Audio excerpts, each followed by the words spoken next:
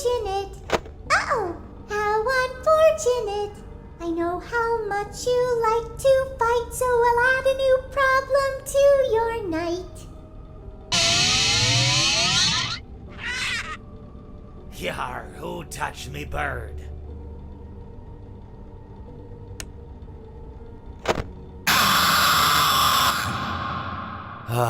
It seems that you have met your end. What a pity. You know, I don't feel too bad about it, though. After all, if it weren't me, it would have just been one of the others, I guess. I'm honestly just glad to be out of those air ducts. You know, it's not easy for a hippopotamus to fit up there, and not easy to get down either, and not as young as I used to be, as you can see. I used to be able to do all the sorts of things. You're young, you're vibrant, you have that sort of pep in your step. It reminds me of a conversation I was having with one of my good friends, Orville. We were having a nice picnic one day. I believe it was summer. No, perhaps it was... Was it the fall? Yes. It was the fall because the leaves had turned already. But I said to Orville, I says, Orville, I have a story to tell you. And Orville looked at me, kind of odd and said, what's it about? I said to him, not every story has to be about something, Orville. Sometimes a person just wants to talk. Why does everything have to be a story? I said to him.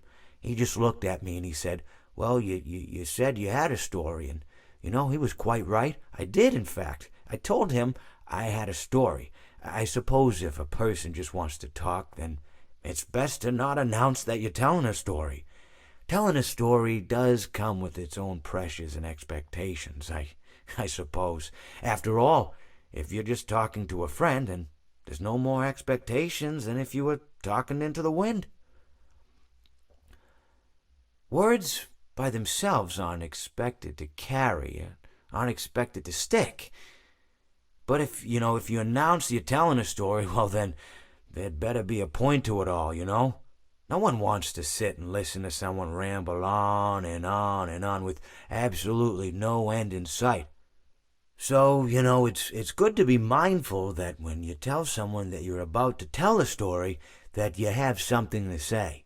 Telling someone that you're going to tell them a story is tantamount to asking them to stop what they're doing and pay attention. You're basically saying, hey, buddy, stop everything. Stop what you're thinking. I have a solution to everything. And, well, I didn't really have any story to tell. In hindsight, I probably just misspoke when I said that I had a story. I think it would have just been better to tell Orville that I wanted to tell him something rather than tell him that I had a story. But, even then, it might have put too much importance on the whole thing. Either way, it was quite a nice day. I remember that we were drinking tea.